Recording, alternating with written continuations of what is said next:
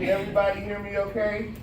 All right. So I know it's been a minute since I've had an opportunity to spend time with you all, but I'm really excited to get back in the swing of things.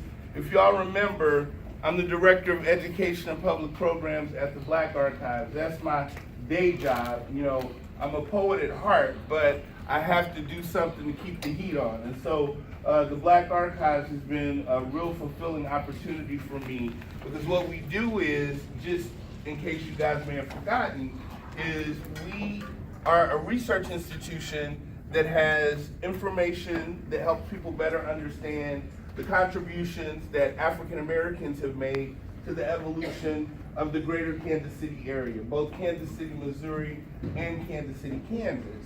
And so if you remember, before we go into each poetry session, we just take a few minutes and I try to highlight either an individual or an event that has been important to Kansas history. So today we're going to start off briefly talking about this gentleman here. I'm sorry, the picture that I have based on the website that we use, you can't see him clearly, but if you go to this website, if you're interested, you can learn more about the people that we talk about when we have Saturday Academy and other people and events that you might be interested in. So has anybody ever heard of Gordon Parks before? Does that name ring a bell to anybody? Wow, okay. So Gordon Parks is incredibly famous, although you may not have heard of him. He was born in 1912 in Fort Scott, Kansas, which is about 88 miles south of here. And he had a very poor upbringing. His family owned a farm, but when he was in his teens, his mom passed away, and he moved to Minnesota. And while he was living in Minnesota, you know, living in the early 1900s and the mid 1900s, he experienced a lot of racism. He experienced a lot that was going on with his family at the time. He was living with his sister in Minnesota, and her husband didn't like him, so they kicked him out of the house when he was 15. So he was homeless for a while, worked odd jobs and things like that. But Gordon Parks was always very creative. He loved all forms of art, and he began to get into photography. He was able to save up enough money to buy his own camera when he was in his early 20s, taught himself to take pictures, eventually became one of the first African-American photographers to work for Life magazine, which was a very popular magazine at the time. And he focused on taking images of African-American culture, and he became very important because prior to his influence, a lot of the ways black people had been depicted in photography and in magazines was negative or stereotypical.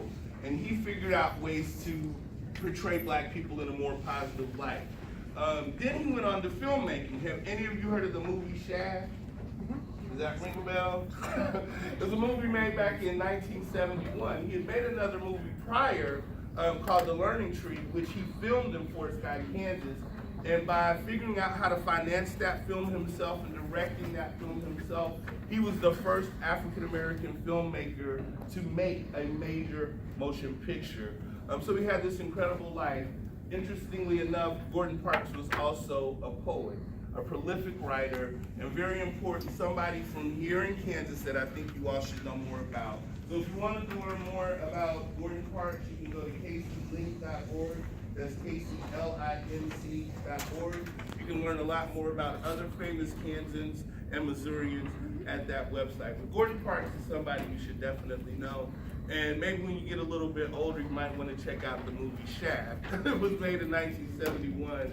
It was about this detective, and it was a pretty racist film at the time, but it started a whole new genre of films. And after Gordon Parks' influence, black people really began to have more of a presence in Hollywood. So I just wanted you all to know who he is, or who he was. He passed away in 2006.